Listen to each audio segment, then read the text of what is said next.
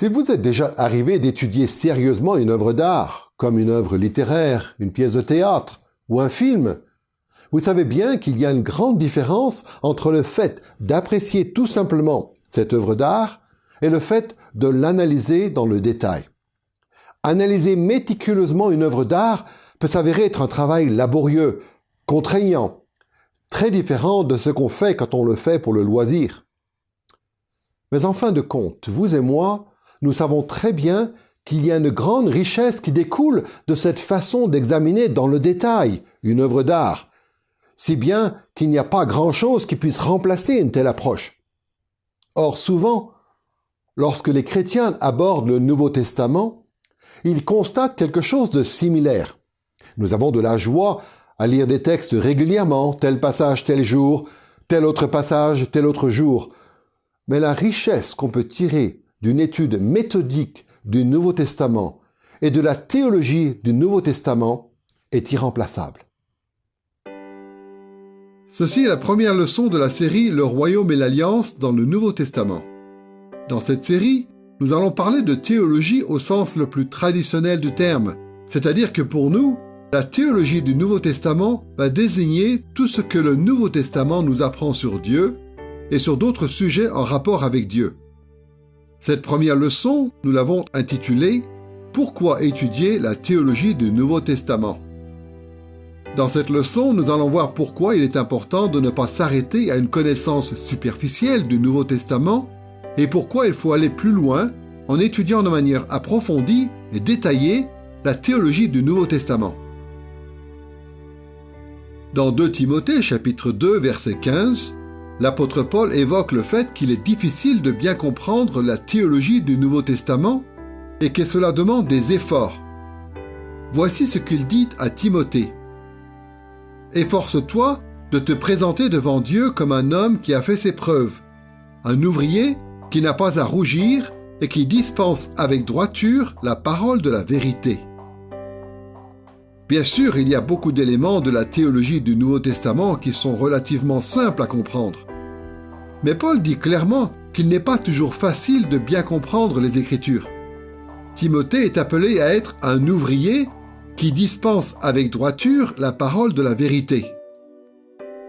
Le terme grec qui est traduit ici par ouvrier est ergates, un terme qui désigne souvent des gens qui travaillent physiquement.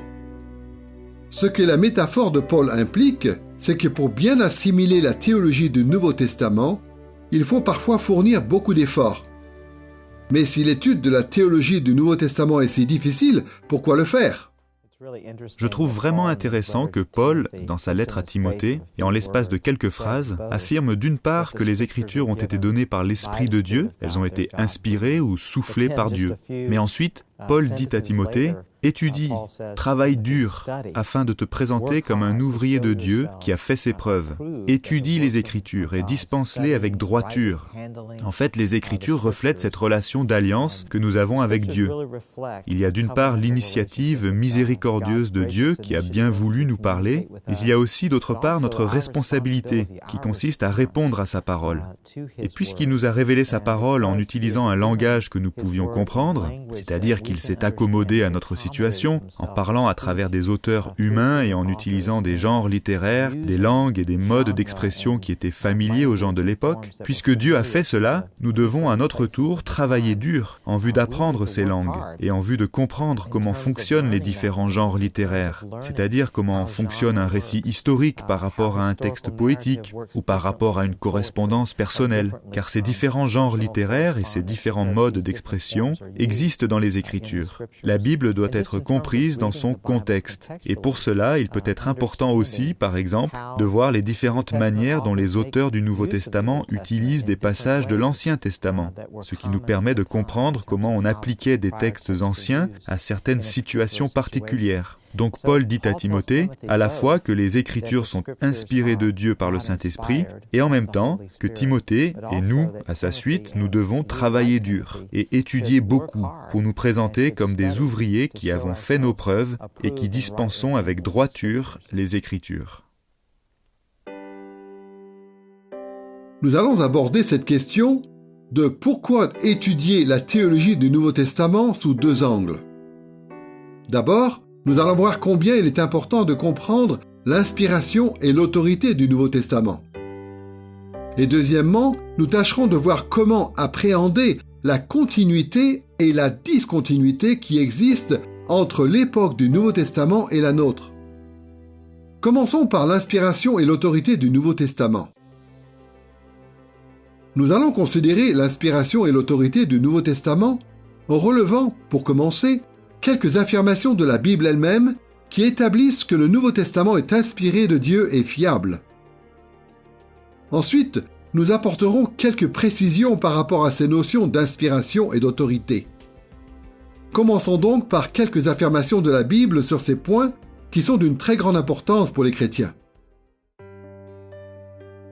Quand les croyants réfléchissent à l'inspiration et à l'autorité du Nouveau Testament, ils se réfèrent très souvent à 2 Timothée chapitre 3 verset 16, où l'apôtre Paul dit ceci: « Toute écriture est inspirée de Dieu et utile pour enseigner, pour convaincre, pour redresser, pour éduquer dans la justice. » Dans ce verset, nous voyons que Paul soulève la question de l'inspiration des Écritures quand il dit que toute écriture est inspirée de Dieu, ou plus précisément, soufflée par Dieu, ce qui est plus proche du sens du mot grec « théopneustos ».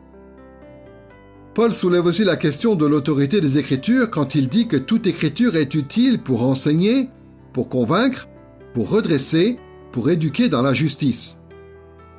Ce passage est important pour comprendre la façon dont les chrétiens considèrent le Nouveau Testament. Mais voici ce que Paul dit à Timothée dans 2 Timothée chapitre 3 verset 15.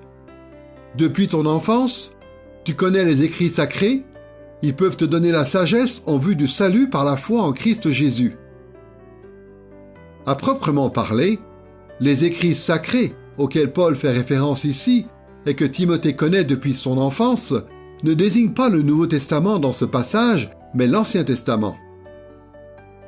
Pourquoi donc les chrétiens s'appuient-ils sur ces paroles de Paul qui concernent l'Ancien Testament quand ils veulent défendre l'inspiration et l'autorité du Nouveau Testament?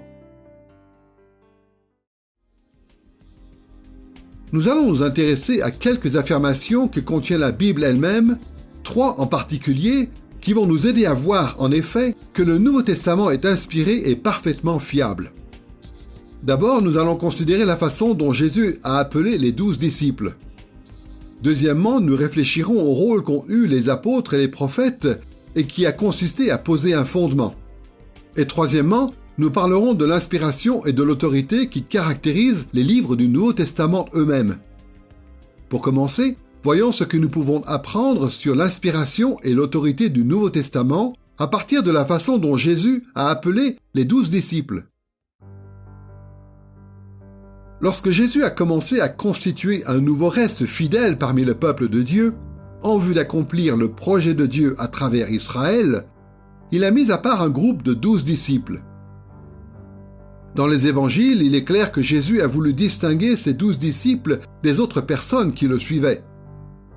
À l'exception de Judas, ces 12 disciples sont ceux que Jésus, plus tard, a envoyés dans le monde comme apôtres pour le représenter. Dans Jean chapitre 16, verset 13, Jésus dit ceci à ses 12 disciples. « Quand il sera venu, lui, l'Esprit de vérité, il vous conduira dans toute la vérité. Car ses paroles ne viendront pas de lui-même, mais il parlera de tout ce qu'il aura entendu et vous annoncera les choses à venir. » Ce passage montre qu'il y avait beaucoup de choses que les disciples de Jésus devaient encore apprendre. C'est pourquoi l'Esprit de vérité devait venir et qu'ainsi il les conduirait dans toute la vérité et leur annoncerait les choses à venir. On voit que Jésus a mis à part ces quelques disciples pour qu'ils remplissent cette mission d'enseignement auprès des autres chrétiens par le Saint-Esprit. Ce passage, entre autres, confirme l'idée que le Nouveau Testament est inspiré de Dieu. Alors bien sûr, l'apôtre Paul, qui a écrit une bonne partie du Nouveau Testament, ne faisait pas partie des 12 à l'origine. Mais la Bible affirme clairement l'autorité apostolique de Paul. Il remplit toutes les conditions qui sont mentionnées dans Actes chapitre 1, versets 21 et 22, pour faire partie des 12. C'est une des raisons pour lesquelles Luc raconte 2 fois la façon dont Paul a rencontré Jésus sur la route de Damas, d'abord dans Actes chapitre 9, versets 1 à 19, puis au chapitre 26, versets 9 à 18. Et le passage de Galates chapitre 1, verset 11 à chapitre 2, verset 10 semble dire que Paul a passé 3 ans avec Christ dans le désert d'Arabie. Ce même passage affirme que les apôtres à Jérusalem ont confirmé l'autorité apostolique de Paul. Voici comment Paul en parle dans 1 Corinthiens chapitre 15, versets 8 et 9. Après être apparu à plus de 500 croyants, Jésus s'est fait voir à moi comme un lavorton. Car je suis, moi, le moindre des apôtres, je ne mérite pas d'être appelé apôtre parce que j'ai persécuté l'Église de Dieu. En tant qu'apôtre, Paul se considérait comme un avorton et comme le moindre des apôtres. Il était le seul apôtre pleinement investi de l'autorité de Christ à ne pas avoir été avec Jésus pendant son ministère terrestre. Mais Paul était un témoin de la résurrection de Jésus et il a été approuvé en tant que tel par les autres apôtres à Jérusalem. En gardant à l'esprit ces quelques affirmations de la Bible concernant la façon dont Jésus a appelé les 12 disciples, nous allons maintenant évoquer l'inspiration et l'autorité qui caractérisaient les apôtres et les prophètes de Christ au 1er siècle dans l'exercice de leurs fonctions qui consistait notamment à poser un fondement. Dans Éphésiens chapitre 3, versets 4 et 5, Paul mentionne le fait que non seulement lui-même, mais aussi tous les autres apôtres et prophètes de Christ ont reçu une révélation spéciale de la part de Dieu. Vous pouvez comprendre l'intelligence que j'ai du mystère du Christ, qui a été révélé maintenant par l'Esprit à ses saints apôtres et prophètes. Ici, Paul parle de vérités spécifiquement chrétiennes, qui étaient autrefois voilées, qui constituaient autrefois un mystère. Mais ce mystère a été révélé maintenant par l'Esprit à ses saints apôtres et prophètes.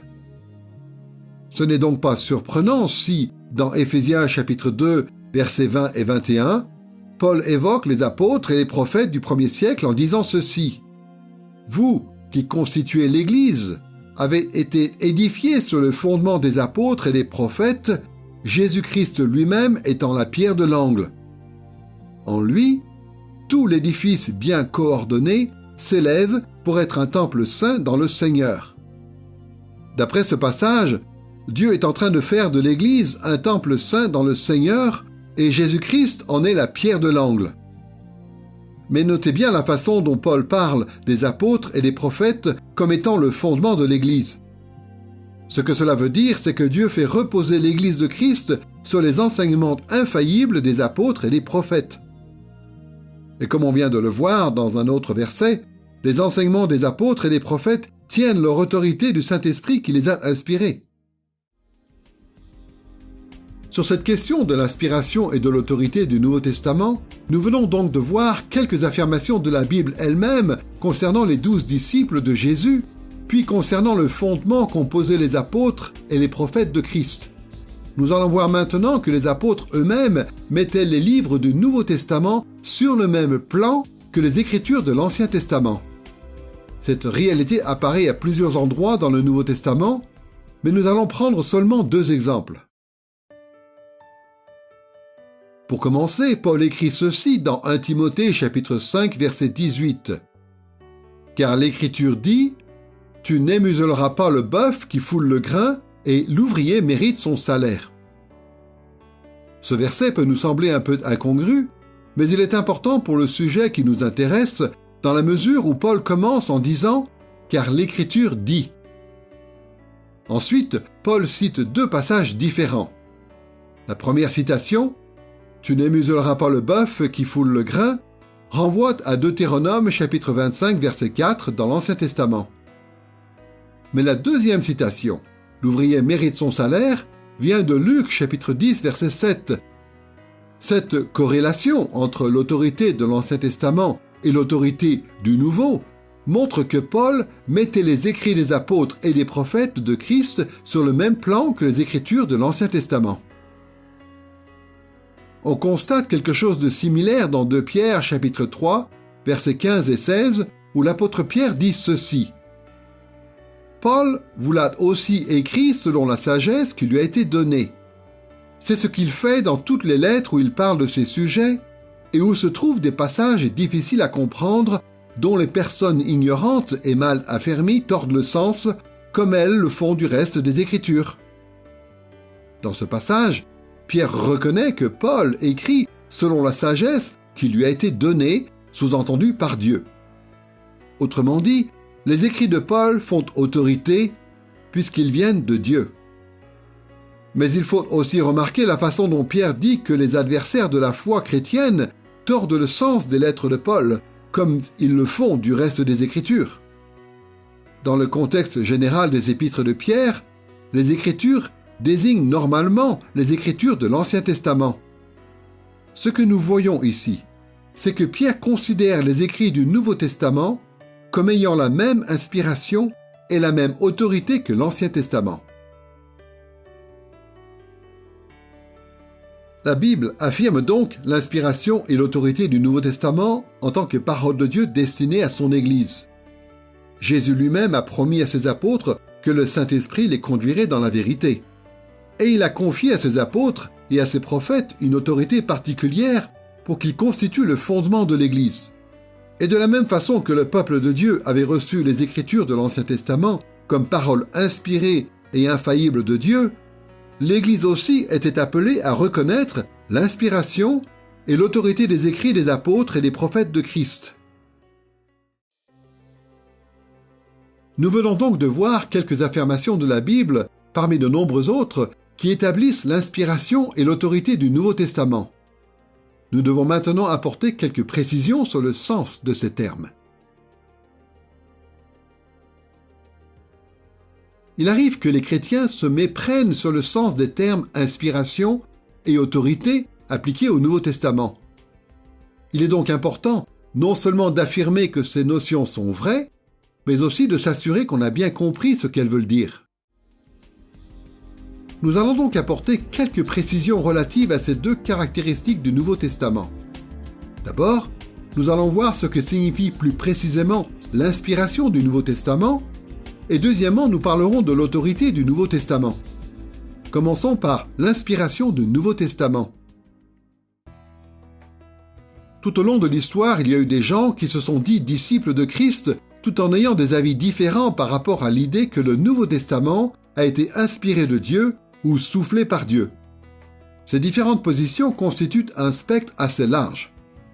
À une extrémité du spectre, il y a les théologiens qui ont une compréhension de l'inspiration qu'on pourrait qualifier de romantique. Ils estiment que le Saint-Esprit a inspiré les auteurs bibliques à la manière de cette inspiration qui incite les poètes ou les musiciens séculiers à écrire ou à composer. Par conséquent, ces théologiens pensent que le Nouveau Testament ne reproduit essentiellement que les réflexions ou les opinions personnelles de ces auteurs humains. Ils reconnaissent que ces auteurs étaient sans doute sages et qu'ils avaient accès à des informations précieuses et utiles pour nous. Mais ils réfutent l'idée que le Nouveau Testament puisse exprimer de manière parfaitement fiable ce que Dieu veut que nous croyions, que nous pensions et que nous faisions. À l'autre bout du spectre, il y a les théologiens qui croient à une inspiration plutôt du type mécanique. D'après ce point de vue, les auteurs bibliques étaient relativement passifs au moment où ils écrivaient. D'une certaine façon, le Saint-Esprit a dicté la Bible et les auteurs humains n'ont eu qu'à mettre sur le papier ce que le Saint-Esprit leur disait. Cette compréhension de l'inspiration reconnaît la véracité et l'autorité du Nouveau Testament, mais ne reconnaît pas l'idée que les auteurs humains aient pu avoir une part importante dans la composition et la rédaction des textes. Enfin, la plupart des chrétiens évangéliques croient à ce qu'on appelle l'inspiration organique. En employant ce terme d'organique, ce qu'on veut dire, c'est qu'il est impossible de séparer l'action du Saint-Esprit de Dieu de l'action des auteurs humains de l'Écriture. D'après cette position, le Saint-Esprit a poussé les auteurs humains à écrire, puis il a supervisé et dirigé leurs paroles. Le résultat, c'est que les paroles de l'Écriture sont les paroles de Dieu. En même temps, le Saint-Esprit a utilisé les différentes personnalités, les différentes expériences, les différents points de vue et les différentes intentions des auteurs humains lorsqu'il a guidé leur travail d'écriture. Et donc, les paroles de l'écriture sont aussi les paroles respectives des différents auteurs humains. Cette troisième position correspond le mieux à ce que l'écriture elle-même dit sur ce qu'est l'inspiration. Ce qu'on veut dire par là, c'est que les Écritures ne nous sont pas juste tombées du ciel ou que les auteurs n'ont pas juste été des espèces de robots. Des hommes ont écrit en étant conduits par le Saint-Esprit. Autrement dit, c'est le message de Dieu. Mais ce message est venu par l'intermédiaire de personnes réelles, qui se trouvaient dans des situations ou des circonstances différentes et tout aussi réelles. Alors il y a des gens qui ne sont pas très à l'aise avec cette idée. Ils préféreraient peut-être un lien plus direct entre Dieu et l'homme. Mais en fait, cette réalité nous est vraiment bénéfique. Quand je lis l'Écriture, je sais que c'est le message de Dieu. Mais il y a une dualité à ce message. C'est le message de Dieu, mais qui me vient par un être humain qui comprend mon expérience, qui passe par les mêmes choses que moi et qui imprime sa personnalité sur le texte. Et donc ce qu'on a à la fin, en réalité, c'est une parole inspirée de Dieu qui comprend pleinement l'expérience des hommes. Ce n'est pas un message qui a été dicté, ce n'est pas un message déconnecté des difficultés de la vie humaine. Quand on parle donc d'inspiration organique, c'est cela qu'on veut dire. La parole de Dieu est venue par des personnes réelles, dans des situations réelles. Quand ces personnes ont écrit, elles ont écrit le message de Dieu, mais en intégrant la connaissance et l'expérience et les passions de la vraie vie. Encore une fois, prenons ce que l'apôtre Pierre dit dans 2 Pierre, chapitre 3, versets 15 et 16. Paul vous l'a aussi écrit selon la sagesse qui lui a été donnée. C'est ce qu'il fait dans toutes les lettres où il parle de ces sujets, où se trouvent des passages difficiles à comprendre, dont les personnes ignorantes et mal affermies tordent le sens, comme elles le font du reste des Écritures. Comme on l'a dit précédemment, Pierre reconnaît que l'Esprit de Dieu a inspiré les lettres de Paul. Mais avez-vous remarqué la façon dont Pierre indique en même temps que cette inspiration est organique? Quand Pierre dit que dans les lettres de Paul se trouvent des passages difficiles à comprendre, il dit quelque chose concernant l'arrière-plan de Paul, sa personnalité et son style d'écriture. Cette phrase de Pierre reflète la haute éducation rabbinique de Paul. Il y a dans ce que dit Pierre un exemple que nous devrions suivre dans notre étude de la théologie du Nouveau Testament. Il est important que nous gardions à l'esprit le fait que les enseignements théologiques de la Bible sont inspirés de Dieu. Ces enseignements sont vrais et parfaitement fiables car ils viennent de Dieu lui-même. Mais il est aussi important que nous fassions l'effort de comprendre qui sont les auteurs humains de ces textes et quelles sont leurs intentions lorsque nous étudions la théologie du Nouveau Testament. En fait, la notion d'inspiration organique comporte des implications très importantes pour l'étude de la théologie du Nouveau Testament. Dans la perspective de l'inspiration purement romantique ou dans celle d'une inspiration purement mécanique, soit on va négliger l'autorité du texte, soit on va négliger la contribution de l'auteur. Mais la réalité de l'inspiration organique nous oblige plutôt à aborder la théologie du Nouveau Testament à au moins 3 niveaux différents. Le premier niveau, le plus évident, c'est celui du texte lui-même. Dans le texte, il y a des affirmations explicites qui ont beaucoup de choses à nous apprendre sur la théologie du Nouveau Testament. En dessous du texte, il y a un deuxième niveau, celui des présupposés théologiques des auteurs du Nouveau Testament, des présupposés qui sont souvent implicites et qui ne sont pas énoncés dans le texte.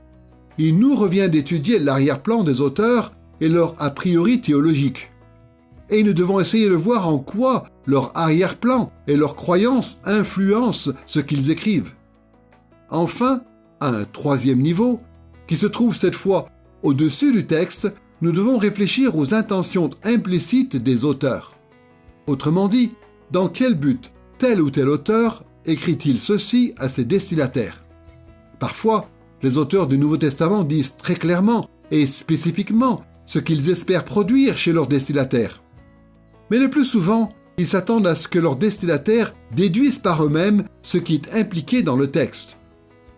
Bien sûr, comme on peut l'imaginer, il est difficile de toujours tenir compte tout à la fois des affirmations explicites, des présupposés théologiques et des intentions implicites quand on étudie le Nouveau Testament. Il y a un effort à fournir, parfois fastidieux. Mais l'inspiration organique est telle que nous devons impérativement étudier la théologie du Nouveau Testament sur ces 3 niveaux. Nous venons de voir quelques précisions concernant l'inspiration organique du Nouveau Testament.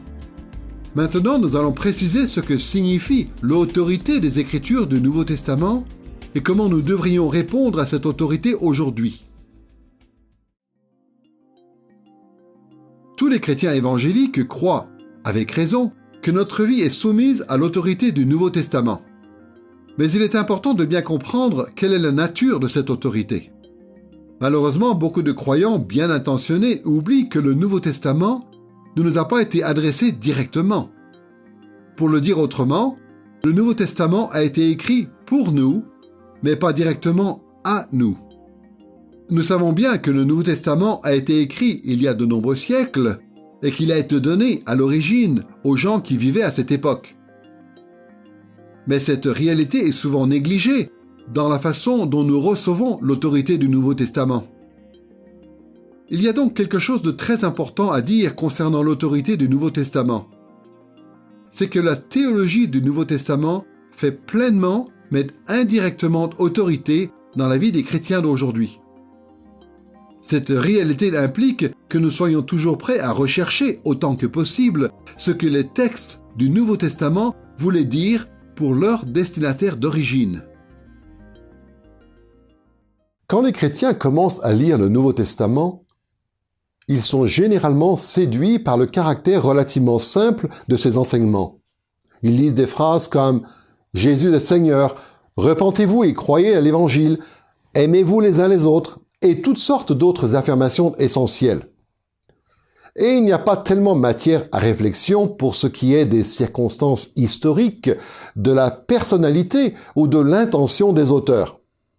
Dans la pratique, ces affirmations de base peuvent être reçues comme des vérités intemporelles. Dans ce type de cas, il n'est pas difficile de voir ce que cela veut dire et ainsi de se soumettre à l'autorité du Nouveau Testament. Mais quand on commence à creuser et à étudier un peu plus en détail la théologie du Nouveau Testament, il devient de plus en plus évident que si aujourd'hui on veut se soumettre correctement à l'autorité des textes du Nouveau Testament, il faut considérer attentivement leur contexte d'origine.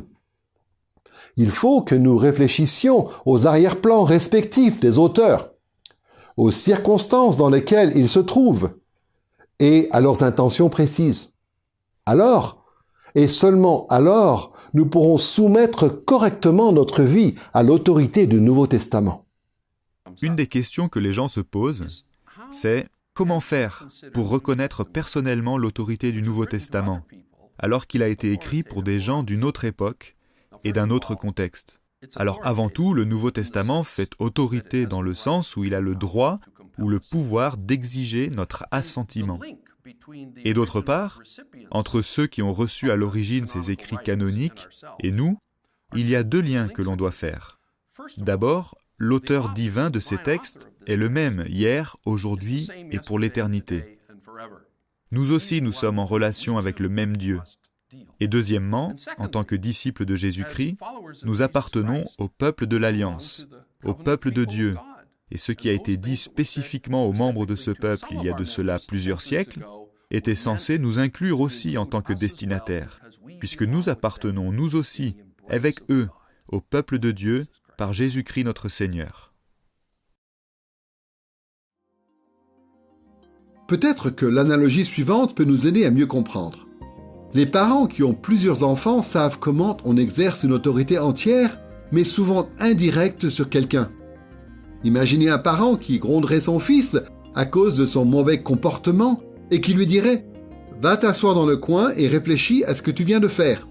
La sœur du garçon, quant à elle, continue de jouer. Après tout, ce n'est pas à elle que le parent s'est adressé. Mais si la sœur désobéit à son tour quelques instants plus tard, le parent en question pourrait très bien lui dire « N'as-tu pas vu ce qui vient d'arriver à ton frère ?» Dans ce type de situation, les parents s'attendent à ce que tous leurs enfants tirent des leçons de la façon dont ils ont interagi avec l'un d'eux. C'est une autorité indirecte qui enseigne à tous les enfants comment ils devraient se comporter, même si à l'origine, ils ne faisaient pas tous l'objet d'une sanction. Et c'est comme cela que l'inspiration organique du Nouveau Testament permet au texte de faire pleinement mais indirectement autorité dans la vie des chrétiens aujourd'hui. Les textes du Nouveau Testament s'adressaient directement, avec une pleine autorité, à leur destinataire d'origine. Mais nous devons nous souvenir qu'ils s'adressent à nous aussi, aujourd'hui, avec une pleine autorité. Si nous sommes des disciples fidèles de Christ, la question n'est jamais de savoir si nous devons nous soumettre à tel ou tel enseignement du Nouveau Testament, mais plutôt comment nous devons nous soumettre à son autorité. Et donc, pour pouvoir déterminer la façon dont nous sommes censés répondre à cette autorité, nous devons nous pencher sur l'intention d'origine de tel ou tel passage et sur les circonstances dans lesquelles il a été écrit.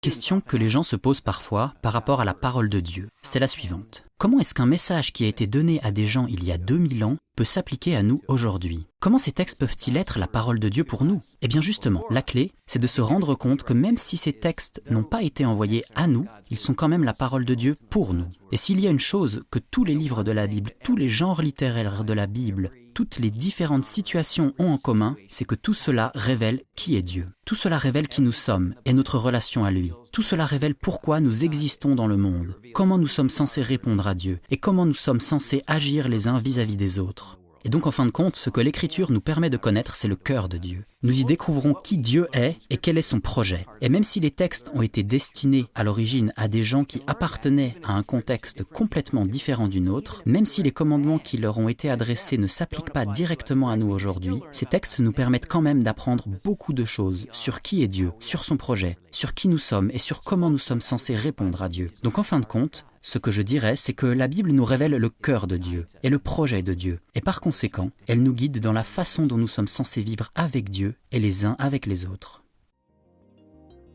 Par exemple, dans Matthieu chapitre 19, verset 21, Jésus donne des instructions très précises à un jeune homme riche. « Si tu veux être parfait, va, vends ce que tu possèdes, donne-le aux pauvres, et tu auras un trésor dans les cieux, puis viens et suis-moi. » Comment appliquer ce passage à notre vie aujourd'hui? Est-ce que nous sommes tous censés vendre ce que nous possédons et le donner aux pauvres? Pour répondre à cette question de manière responsable, il est indispensable d'examiner qui était ce jeune homme riche et pourquoi Jésus lui a dit cela.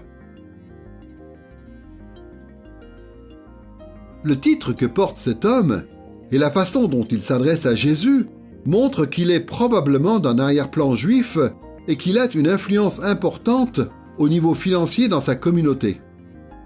On voit aussi qu'il prend très à cœur le respect des traditions juives. Un peu plus tôt dans le texte, il demande à Jésus « Maître, que dois-je faire de bon pour avoir la vie éternelle ?»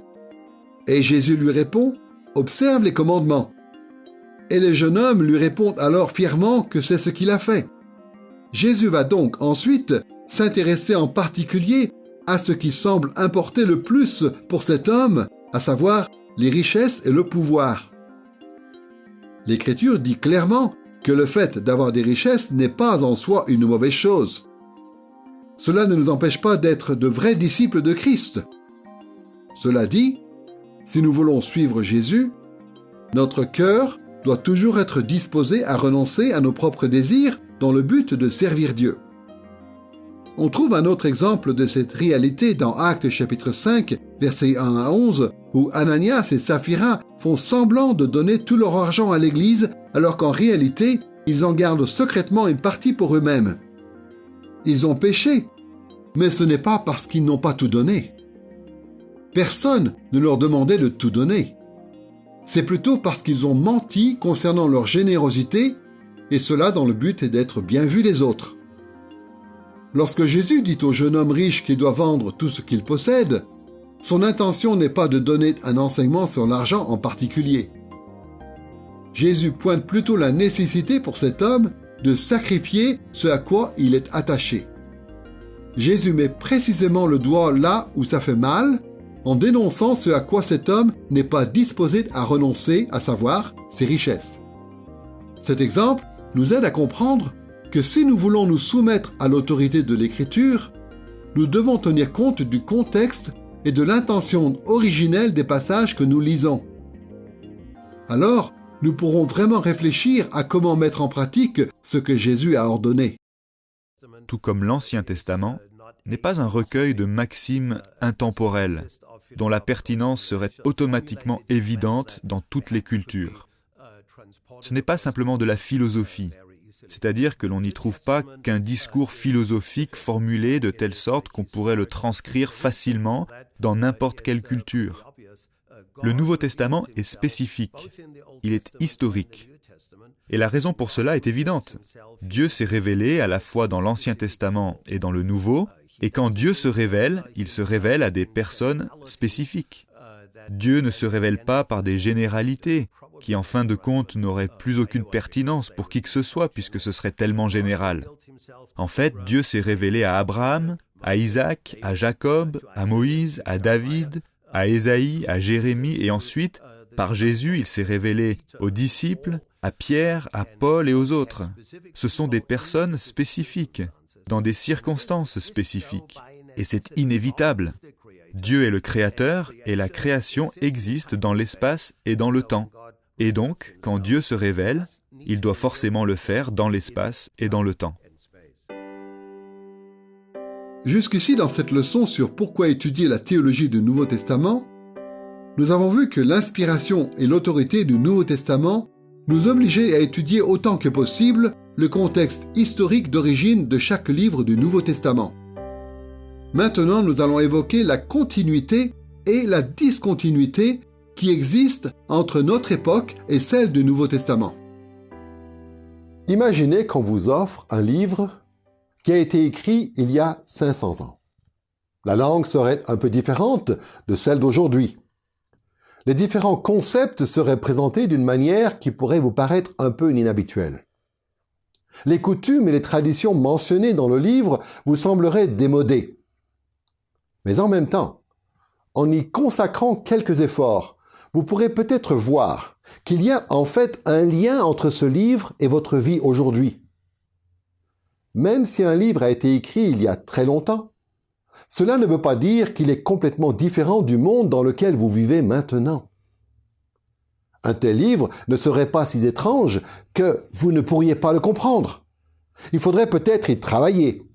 Mais en fin de compte, vous pourriez sans doute discerner ce que ce livre ancien veut dire. Et c'est le défi auquel on est confronté quand on veut étudier le Nouveau Testament.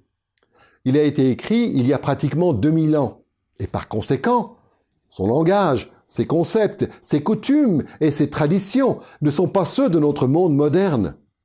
Mais en même temps, si on s'applique à étudier ces choses, on verra que le Nouveau Testament continue et de bien des manières d'être pertinent aujourd'hui. Le fait que la Bible ait été écrite il y a 2000 ans est important, car cela veut dire que la Bible a été écrite dans une culture particulière, à une époque particulière. Mais surtout, c'est le fait que la Bible soit la parole de Dieu qui donne à la Bible sa pertinence pour nous aujourd'hui, parce que Dieu a choisi de nous parler dans sa grâce et dans sa miséricorde. L'Épître aux Hébreux nous dit même que la parole de Dieu est plus acérée qu'aucune épée à double tranchant. En fait, cette parole de Dieu est comme un petit scalpel chirurgical. La parole de Dieu nous ouvre, pour ainsi dire, et elle exerce son autorité sur nous, en nous disant quoi faire, en nous soumettant à ses exigences, en appelant notre obéissance, et même en nous disant que nous devons l'aimer, cette parole, et pas seulement lui obéir. Nous devons l'aimer et la mémoriser. La Bible est donc importante pour nous, car c'est la parole de Dieu. Nous allons donc voir comment discerner la continuité et la discontinuité qui existent entre nous et le Nouveau Testament en étudiant cette question à 3 niveaux.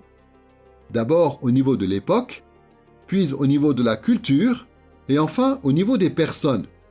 Ces 3 aspects s'entrecoupent, mais il sera quand même utile de les considérer séparément.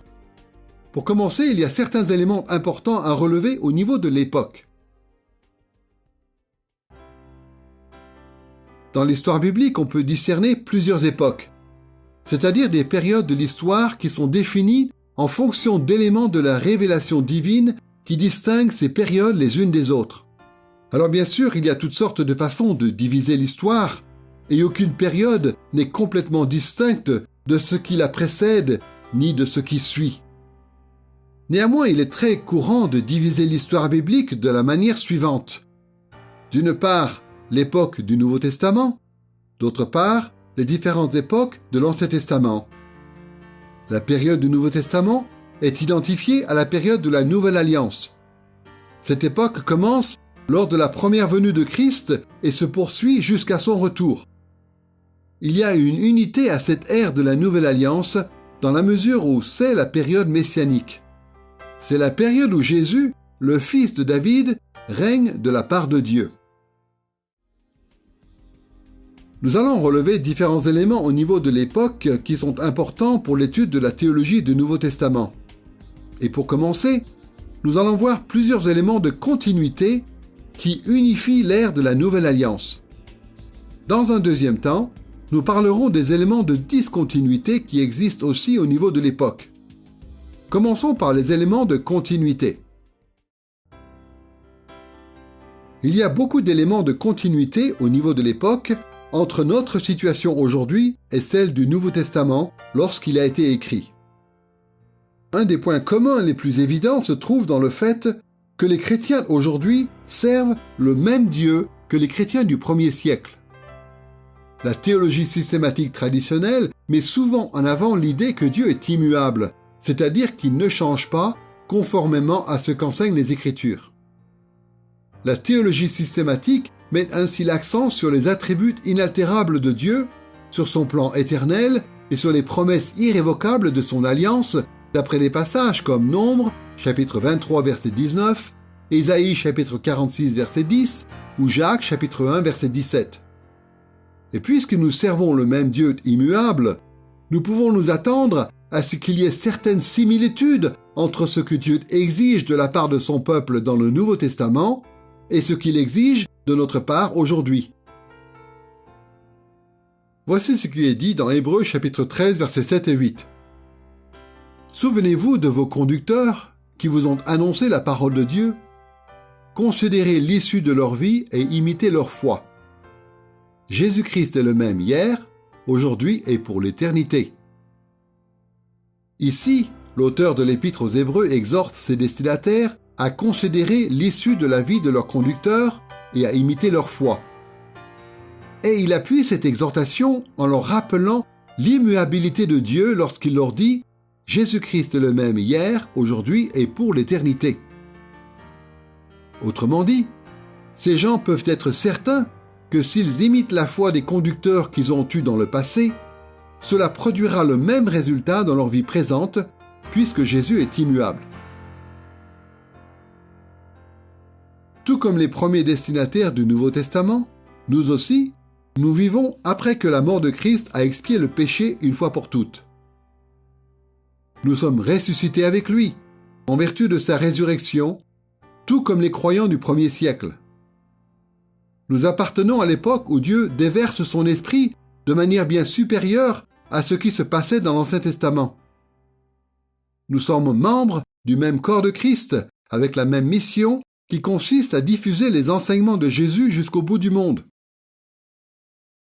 Et donc, bien qu'il y ait une distance historique entre notre situation et celle des premiers destinataires du Nouveau Testament, le Créateur immuable a fixé ces différents éléments de continuité au niveau de l'époque, de sorte que nous pouvons appliquer le Nouveau Testament à notre vie aujourd'hui. Nous avons donc pu voir, au niveau de l'époque, plusieurs éléments de continuité qui existaient entre notre situation et celle du Nouveau Testament lorsqu'il a été écrit. Maintenant, nous allons relever plusieurs éléments de discontinuité au sein de cette époque, pourtant unique de la Nouvelle Alliance. Des éléments qui nous obligent à être très méticuleux dans notre étude de la théologie du Nouveau Testament. Alors certes, les éléments de discontinuité au niveau de l'époque entre notre situation et celle des premiers destinataires du Nouveau Testament ne sont pas aussi substantiels que ceux qui existent entre nous et l'Ancien Testament. Mais il y a quand même des différences importantes dont il faut tenir compte quand on étudie le Nouveau Testament.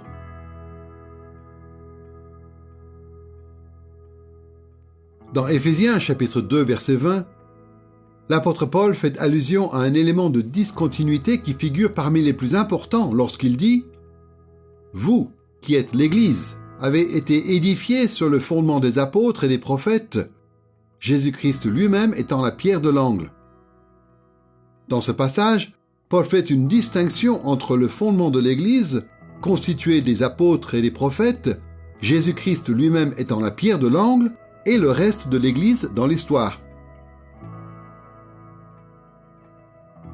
Comme on l'a dit précédemment dans cette leçon, depuis près de 2000 ans, l'Église a reconnu l'autorité que Christ et ses apôtres et ses prophètes ont sur nous par rapport aux fondements qu'ils ont posés une fois pour toutes. Mais il faut bien reconnaître en même temps qu'ils ne sont plus présents physiquement avec nous. C'est une évidence, mais cela implique un certain nombre d'éléments de discontinuité entre notre situation et celle du Nouveau Testament lorsqu'il a été écrit. D'abord, le Nouveau Testament contient beaucoup d'exemples de miracles justificatifs, comme on pourrait les appeler, accomplis par Jésus et par ses apôtres et ses prophètes. La capacité qu'ils avaient d'accomplir de tels miracles a servi à attester l'autorité de Jésus et de ses apôtres en les mettant à part en tant que fondateurs de l'Église du Nouveau Testament. Dieu continue d'intervenir de manière surnaturelle dans l'Église aujourd'hui, mais ce n'est pas en recherchant des miracles qu'on discerne l'autorité des conducteurs de l'Église. Dans l'Église aujourd'hui, l'autorité repose plutôt sur la norme que constitue le Nouveau Testament. C'est pour cette raison, notamment, qu'il faut étudier soigneusement la façon dont cette norme doit s'appliquer de nos jours. Ensuite, pour les premiers destinataires du Nouveau Testament, les recours directs aux apôtres et aux prophètes de Jésus étaient possibles. Les premiers chrétiens pouvaient solliciter les apôtres et les prophètes dans le but d'être guidés ou pour obtenir des réponses à leurs questions. On le voit par exemple dans la façon dont Paul répond aux sollicitations des chrétiens dans des épîtres comme 1 et 2 Corinthiens ou Philémon. De plus, dans ces temps-là, des questions qui concernaient l'Église dans son ensemble pouvaient être traitées grâce aux délibérations des fondateurs de l'Église du Nouveau Testament, comme à l'occasion du Concile de Jérusalem dont il est question dans Actes chapitre 15. Mais aucun de ces fondateurs n'est vivant aujourd'hui pour exercer ce type d'autorité dans l'Église. Et donc, nous devons nous en remettre à l'étude du Nouveau Testament et essayer de voir comment le Nouveau Testament doit s'appliquer à notre situation. Troisièmement, dans notre étude du Nouveau Testament, nous sommes souvent confrontés au fait qu'il y a chez les auteurs du Nouveau Testament certains accents théologiques qui sont particulièrement importants pour la période primitive de l'Église, mais qui ne nous concernent peut-être plus aujourd'hui. Le Nouveau Testament a été écrit à une période où la foi du peuple de Dieu était en train de passer de l'ère de l'Ancien Testament à l'ère du Nouveau. Et c'est pour cette raison que beaucoup de sujets qui sont abordés dans le Nouveau Testament ont un rapport avec la façon dont les chrétiens devaient considérer les pratiques de l'Ancien Testament et la tradition juive. Les hommes devaient-ils se faire circoncire? Devaient-ils respecter les interdits alimentaires des Juifs? Que penser des sacrifices d'animaux qui continuaient d'être offerts au temple alors que Christ s'était offert lui-même en sacrifice d'expiation une fois pour toutes? Comment intégrer les cérémonies et les fêtes juives à la vie de l'Église? Il est évident que bon nombre de ces problèmes théologiques ont été résolus il y a bien longtemps. Et après que cette période initiale, fondatrice de la Nouvelle Alliance a pris fin, l'Église chrétienne a été confrontée à des problèmes différents. Quand on lit le Nouveau Testament, parfois on a du mal à assimiler ces éléments de discontinuité. Mais si on veut prendre les réponses du Nouveau Testament à ces anciennes controverses théologiques et à les appliquer à notre situation actuelle, il est évident qu'une étude méticuleuse du texte est indispensable.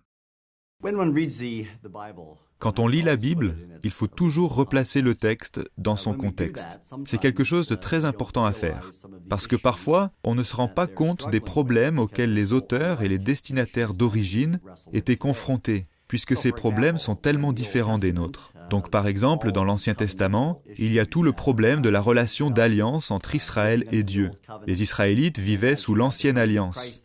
Et puis avec la venue de Christ, il y a un accomplissement qui soulève toutes sortes de questions théologiques qui concernent l'Église. Que faire maintenant des exigences de l'Ancienne Alliance? Comment ces choses sont-elles maintenant accomplies pour l'Église? Quel est le rapport entre les Juifs et les non-Juifs? Et même en énumérant ces exemples, je me rends compte que bien souvent, ces catégories elles-mêmes sont absentes de notre réflexion. Et donc, il y a tout un travail à faire de retour vers l'Écriture, en vue de la comprendre dans ses propres termes, dans son propre contexte, dans sa propre forme, pour comprendre comment fonctionne l'Alliance, comment ces choses s'accomplissent en Christ, et ensuite pour essayer de voir comment tout cela s'applique à nous aujourd'hui. Nous avons évoqué la continuité et la discontinuité qui existent entre nous et le Nouveau Testament, d'abord au niveau de l'époque. Maintenant, nous abordons la question au niveau de la culture. En parlant de culture, nous parlons de ce qui caractérise telle ou telle communauté humaine au niveau des concepts, des comportements et des émotions qui sont partagées par l'ensemble de la communauté.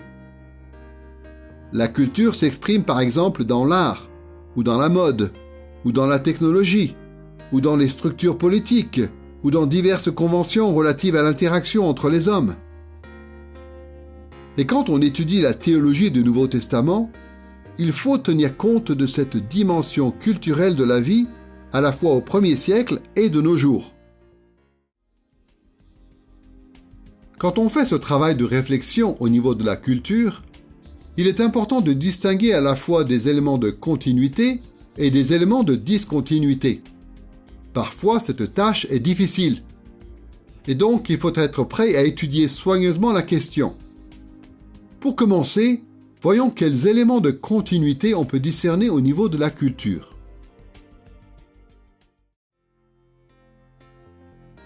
Tout le monde sait bien qu'aucune culture n'est identique, et même que les différences entre les cultures augmentent en même temps que la distance géographique et historique. Pourtant, sans sous-estimer ces différences, il n'en demeure pas moins que toute culture humaine existe dans le même monde. De cette réalité découlent toutes sortes d'éléments de continuité qui transcendent le temps et l'espace. Toute culture sur Terre est conditionnée, au moins, par la nature des êtres humains et par l'environnement physique naturel. Dans la mesure où ces facteurs se ressemblent, certains motifs culturels vont se ressembler aussi. Comme il est dit dans Ecclésiaste chapitre 1, verset 9, « Ce qui a été, c'est ce qui sera, et ce qui s'est fait, c'est ce qui se fera. Il n'y a rien de nouveau sous le soleil. » Étant donné cette réalité, on va trouver sans surprise beaucoup de caractéristiques culturelles similaires entre notre époque et celle du Nouveau Testament, une fois qu'on aura regardé au-delà de certaines différences purement superficielles.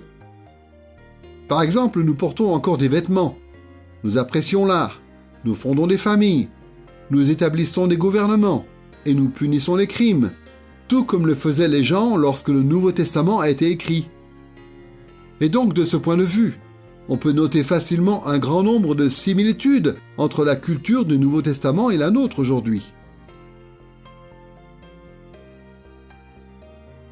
Prenons par exemple Jean chapitre 4, versets 6 et 7, un passage qui introduit la conversation que Jésus va avoir avec une femme samaritaine. C'était environ la 6e heure, une femme de Samarie vint puiser de l'eau. Jésus lui dit « Donne-moi à boire ». Nous sommes nombreux à déjà avoir entendu des explications concernant l'aspect culturel de ce qui se passe en ce texte. Jésus rencontre une femme de Samarie et lui parle, alors que les Juifs, du temps de Jésus, estimaient que les Samaritains étaient impurs et refusaient de s'associer avec eux. Mais aujourd'hui, un Samaritain, ça ne nous fait ni chaud ni froid. Et la question de la pureté rituelle ou de l'impureté ne nous traverse même pas l'esprit. Néanmoins, on peut facilement voir des parallèles importants entre cet épisode de la Bible et toutes sortes de préjugés sociaux caractéristiques de notre époque. À cet égard, les gens aujourd'hui ne sont malheureusement pas très différents des gens du 1er siècle. Et donc, puisque nous vivons dans le même monde que les gens du Nouveau Testament, Il est souvent assez facile pour nous de faire ainsi un parallèle avec notre situation culturelle présente, malgré les différences.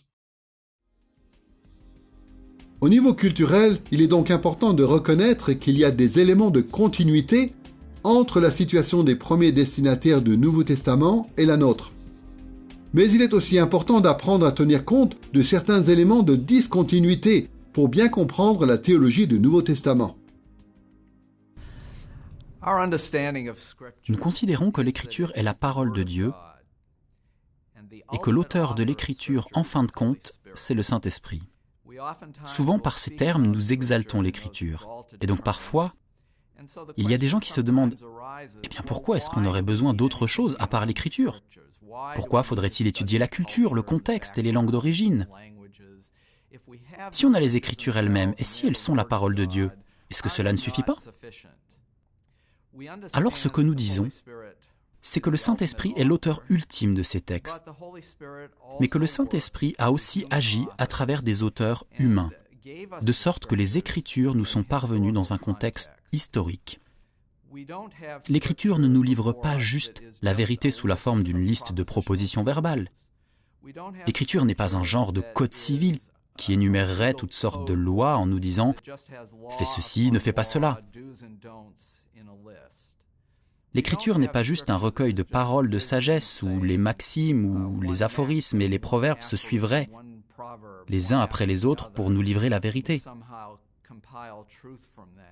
Ces différents éléments sont présents dans l'Écriture. Mais les Écritures sont plus que cela. Elles sont la révélation de Dieu, la révélation de qui il est, de ce qu'il a fait dans l'histoire. Parfois, pour résumer, on dit que l'Écriture est la parole de Dieu reçue dans l'histoire avec les mots des auteurs humains. Et c'est cette précision dans l'histoire qui est importante ici.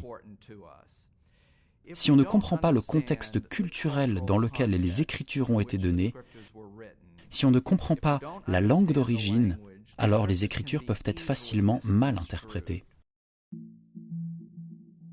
En réalité, il y a beaucoup d'éléments culturels de notre époque qui sont très différents par rapport à l'époque du Nouveau Testament. Ces différences constituent des obstacles à notre interprétation et à notre application de la théologie du Nouveau Testament, qui ne peuvent être surmontés qu'au prix d'un travail considérable. Un des exemples les plus évidents de ce type de discontinuité au niveau de la culture, c'est la langue qui a été employée pour écrire le Nouveau Testament. Il y a relativement peu de disciples de Jésus aujourd'hui qui sont capables de lire le Nouveau Testament dans la langue originale, à savoir le grec. Non seulement cela, mais en plus, il faut tenir compte des conventions de la littérature du 1er siècle et de l'influence des versions de l'Ancien Testament en hébreu et en grec qui ont été utilisées par les auteurs du Nouveau Testament. Il faut aussi remédier à notre ignorance par rapport au fonctionnement de la politique, de l'économie et de la société en général à cette époque. C'est en étudiant consciencieusement ces différentes questions que nous pourrons ensuite nous occuper plus sereinement des nombreux éléments de discontinuité qui existent au niveau de la culture entre le Nouveau Testament et nous aujourd'hui. À Londres, il y a une expression bien connue, on pourrait traduire en français par « attention à l'intervalle ». Cet avertissement, on l'entend à chaque fois qu'on sort du métro et qu'il y a un espace plus ou moins important entre la rame et le quai. Le haut-parleur répète constamment « attention à l'intervalle, attention à l'intervalle ». Et il y a là quelque chose d'intéressant à garder à l'esprit par rapport au fait de tenir compte du contexte culturel du Nouveau Testament quand on veut interpréter, enseigner ou prêcher le Nouveau Testament. Il y a cet avertissement. Attention à l'intervalle. Il y a un intervalle, un espace entre leur situation et la nôtre. Il y a un intervalle par rapport à la langue qu'ils utilisaient. Il y a un intervalle par rapport à la façon dont se constituait l'identité d'une personne dans la société. Il y a un intervalle par rapport à ce que ça voulait dire d'être roi. Il y a un intervalle dans pratiquement tous les domaines entre la vie telle qu'elle était il y a 2000 ans et aujourd'hui. Et si nous ne faisons pas attention à l'intervalle, nous allons inévitablement remplir cet intervalle avec notre propre culture, avec notre propre vision des choses. Au lieu de nous soumettre au texte pour voir comment le texte s'applique à notre vie aujourd'hui, nous nous retrouvons à faire l'inverse. Nous faisons de notre vie la règle d'interprétation du texte. Nous injectons notre compréhension dans le texte plutôt que de laisser le texte lui-même nous instruire. Et en faisant cela, nous allons rater le coche. Si nous croyons vraiment que le message d'origine du texte est inspiré, alors nous allons nous efforcer de faire attention à l'intervalle, pour que nous puissions vraiment recevoir la parole de Dieu, plutôt que d'imposer au texte nos propres considérations sociales ou culturelles. Nous venons de considérer la continuité et la discontinuité qui existent entre le Nouveau Testament et nous, d'abord au niveau de l'époque, ensuite au niveau de la culture. Maintenant, nous allons voir l'importance de tenir compte de cette réalité au niveau des personnes. Nous savons tous d'expérience que les gens sont différents. Même les gens qui vivent dans une même culture sont différents les uns des autres. Parfois, quand on rencontre quelqu'un qui vient d'un endroit très lointain, ou quand on lit des récits qui concernent les gens du passé, on se rend compte que les différences psychologiques, les différences émotionnelles ou les différences spirituelles entre les gens peuvent être considérables. Notre expérience à chacun est différente. Nos forces, nos peurs, nos talents, nos aspirations spirituelles, tout cela est différent en fonction des personnes. La liste est longue. Et donc, quand on étudie la théologie du Nouveau Testament, il nous faut tenir compte des similitudes et des différences qu'il y a entre les gens aujourd'hui et les gens de l'époque du Nouveau Testament. Nous allons suivre le même schéma que dans les parties précédentes, à noter qu'au niveau des personnes, tout d'abord, il y a des éléments de continuité entre notre situation et celle du Nouveau Testament lorsqu'il a été écrit. Ensuite, nous verrons qu'il y a aussi, dans ce domaine, des éléments de discontinuité. D'un point de vue biblique, il y a suffisamment de similitudes entre les gens pour que nous ne doutions pas qu'il soit possible d'apprendre et d'appliquer correctement la théologie du Nouveau Testament. En effet, les Écritures disent clairement que tous les êtres humains, à l'époque du Nouveau Testament comme aujourd'hui, sont le même genre de personnes. C'est-à-dire que les auteurs du Nouveau Testament, leurs destinataires ainsi que les autres personnages humains qui apparaissent dans les textes sont tous des images de Dieu, comme nous. Ce sont des êtres intelligents et rationnels, comme nous. Ils ressentent de la joie ou de la tristesse, comme nous. Et comme nous, ce sont aussi des images de Dieu déchues, qui ont besoin d'être rachetés en Christ. Ils luttent contre le péché et ils supportent les épreuves et la souffrance dans ce monde déchu. Ceux qui croient en Christ, à l'époque du Nouveau Testament, reçoivent par la grâce de Dieu le pardon de leurs péchés et le Saint-Esprit qui est déversé dans leur vie, comme c'est le cas pour nous aujourd'hui.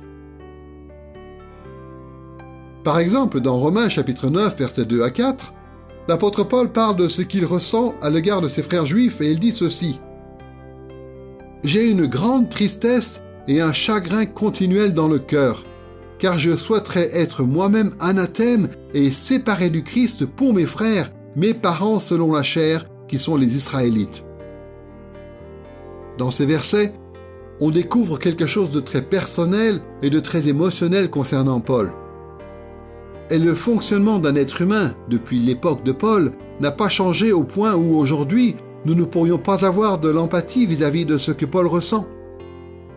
Au niveau des personnes, il y a donc des éléments de continuité de ce type qui font que souvent, nous arrivons assez facilement à comprendre ce que les auteurs du Nouveau Testament, leurs destinataires et les autres personnages du texte ont vécu. Et nous arrivons à tirer des applications de leur expérience. En même temps, bien qu'il y ait un certain nombre d'éléments de continuité entre la situation du Nouveau Testament et la nôtre au niveau des personnes, il y a aussi un certain nombre d'éléments de discontinuité qui compliquent la compréhension et l'application de la théologie du Nouveau Testament. Parfois, le Nouveau Testament s'adresse à des catégories de personnes très particulières, très différentes des personnes que l'on peut rencontrer aujourd'hui. Ce qui fait qu'on peut avoir du mal à rapprocher leur situation de la nôtre. Certaines aspirations personnelles, certaines caractéristiques émotionnelles, et même des questions d'âge et de sexe peuvent constituer des obstacles qu'il nous faut apprendre à surmonter dans notre étude du texte. Dieu s'intéresse aux gens, quel que soit leur contexte, quel que soit leur arrière-plan. Cette réalité est évidente quand on considère tous les différents contextes, les différentes cultures qui sont, en fait, présentes dans la Bible et qui sont évoquées dans différentes parties de la Bible. Et ainsi, une fois qu'on a pris le temps de voir comment Dieu s'est adressé à ces gens dans leur contexte respectif, alors on va pouvoir prendre ces situations comme exemple et on va pouvoir chercher à réappliquer ces enseignements dans nos différents contextes aujourd'hui. Dieu a donné des enseignements pratiques destinés à des contextes particuliers. Et il veut que ces enseignements soient encore mis en pratique aujourd'hui dans d'autres contextes particuliers. Mais il faut qu'on puisse d'abord discerner les principes qui sont dans le texte pour pouvoir ensuite les réappliquer correctement. Par exemple, dans Éphésiens chapitre 6, versets 5 et 9, l'apôtre Paul s'adresse à deux catégories de personnes très particulières. Il dit ceci: « Serviteurs, obéissez à vos maîtres selon la chair, avec crainte et tremblement, dans la simplicité de votre cœur, comme au Christ. Quant à vous, maîtres, agissez de même à l'égard de vos serviteurs. » La plupart d'entre nous, lorsque nous lisons ces paroles, nous comprenons à peu près ce que Paul veut dire aux serviteurs, c'est-à-dire aux esclaves et aux maîtres qui étaient dans l'église d'Éphèse.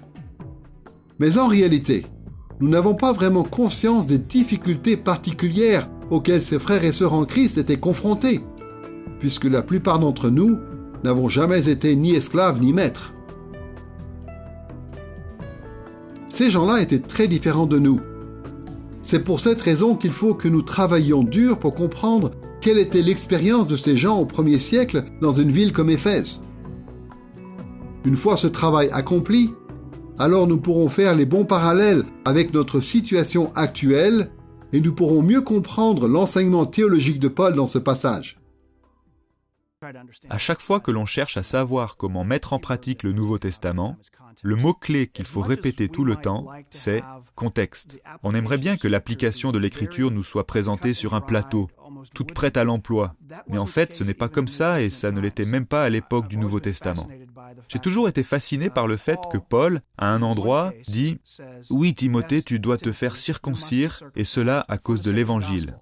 Et à un autre endroit, il dit à un autre de ses compagnons « Non, tu ne dois pas te faire circoncire, et cela à cause de l'Évangile ». Donc un même acte était juste ou non, en fonction du contexte culturel, si vous voulez. Dans un cas, c'est « Timothée, tu dois te faire circoncire pour qu'on puisse atteindre les Juifs ». Voilà, en effet, c'est pour l'Évangile. Dans l'autre contexte, je crois que c'est à Tite que Paul dit « Tu ne dois pas te faire circoncire parce que les gens qui veulent que tu te fasses circoncire pensent que c'est nécessaire pour être sauvé. Et ça, c'est contraire à l'Évangile. Donc il est vraiment nécessaire de bien comprendre quel est notre contexte culturel actuel et comment les principes de la Bible s'appliquent dans ce contexte. Et ce que cela veut dire, c'est qu'il faut vraiment que nous comprenions la culture autant que l'Écriture.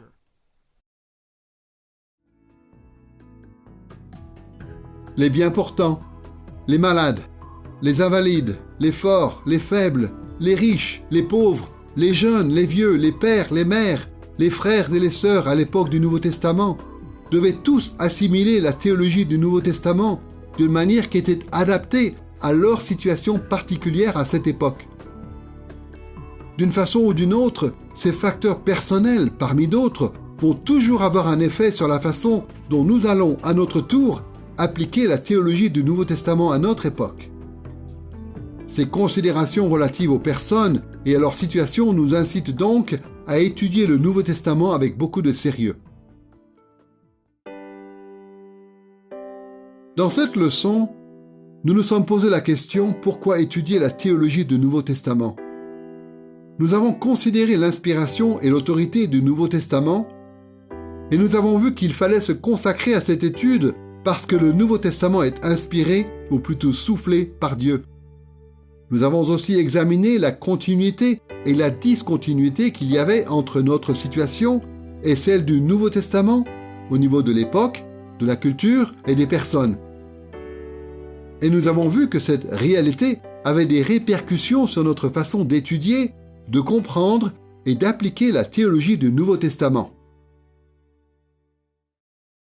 Le Nouveau Testament fait partie de ces livres qui méritent plus qu'un petit coup d'œil. C'est la parole de Dieu pour son Église, et pour cette raison, nous devons être prêts à l'étudier avec beaucoup d'attention en vue de comprendre ces textes le mieux possible.